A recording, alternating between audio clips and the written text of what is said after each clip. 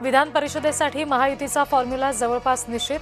भाजप 12, शिवसेना 4 आणि राष्ट्रवादीला 1 जागा मिळणार. भाजपनं नगरसेवकांना 5 लाख देऊन पळवलं. विजय वडेट्टीवार यांचा आरोप. व्हीप झुगारून गेलेल्या नगरसेवकांवर कारवाईचा इशारा. हिंदूंवरील अन्याय आणि अत्याचार खपवून घेणार नाही. बिर्याणी खाणाऱ्या पोलिसांवर कारवाई करू. नेरळमधील विराट हिंदू संमेलनामध्ये नितेश राणे यांचा इशारा. अर्थव्यवस्थेत भारताची उत्तम प्रगती. पंतप्रधान मोदींनी देशाचा भक्कम पाया रचला. मुख्यमंत्री देवेंद्र फडणवीस यांचं वक्तव्य. नीट पेपर लीक प्रकरणामध्ये सर्वोच्च न्यायालयाची केंद्र आणि एनटीएला नोटीस. माजी न्यायाधीशांच्या देखरेखीखाली एसआयटी मार्फत तपास करण्याचे सुद्धा निर्देश. पेट्रोल डिझेलचे दर पुन्हा एकदा भडकले. पेट्रोल ₹2.61 तर डिझेल ₹2.71 वाढलं. गेल्या 10 दिवसात पेट्रोल डिझेलच्या दरात चौथ्यांदा वाढ. पुण्यामध्ये मंगळवार रात्रीपासून 14 दिवसांसाठी जमावबंदी आदेश. जमावबंदी काळामध्ये आंदोलन, मोर्चे, सभा यांना बंदी.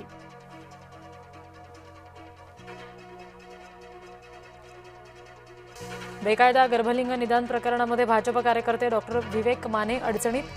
वाशिम जिल्ह्यातील मालेगावमध्ये रॅकेटचा पर्दाफाश. रायगडच्या आंबेनळी घाटामध्ये जीप कोसळली. अपघातामध्ये 8 प्रवाशांचा मृत्यू.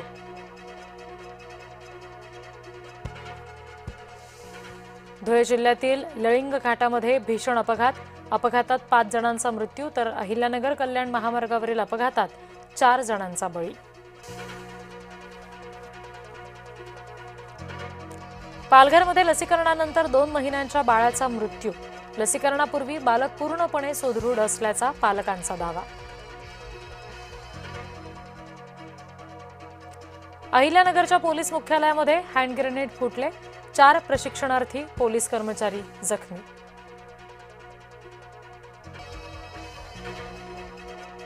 पादचाऱ्यांसाठी कोस्टल रोडच्या भुयारी मार्गावर बसवणार छत. पदपथ, सायकल ट्रॅक आणि परिसर अधिक सुशोभित करणार. संपूर्ण विदर्भात आजपासून नवतपाला सुरुवात. पुढील 9 दिवस विदर्भात तीव्र उष्णतेची लाट. 25 मे ते 2 जून दरम्यान तापमान आणखी वाढण्याचा अंदाज.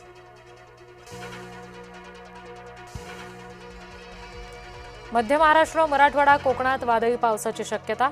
हवामान विभागाकडून येलो अलर्ट जारी. वादळी पावसामुळे पपईच्या बागांचं नुकसान. येवल्याच्या कोटम गावातल्या शेतकऱ्यांना आर्थिक फटका.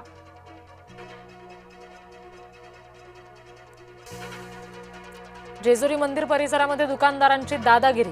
रस्त्यावर गाडी उभी केल्यामुळे भाविकांवर अरेरावी.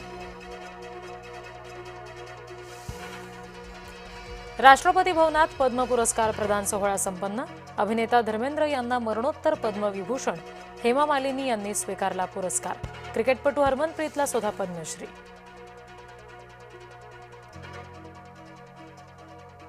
कर्नाटकातील नदीत बुडून 8 जणांचा मृत्यू. मृतांमध्ये 7 महिलांचा समावेश. नदीत शिंपले गोळा करण्यासाठी गेले होते तेव्हा घडली दुर्घटना. जम्मूच्या गुलमर्गमध्ये केबल कार हवेत अडकली. 200 पर्यटक अडकले. बचाव कार्य सुरू. रशियाचं युक्रेनवर क्षेपणास्त्र आणि ड्रोन हल्ले. हल्ल्यामध्ये ओरेशनिक हायपरसोनिक क्षेपणास्त्राचा सुद्धा वापर.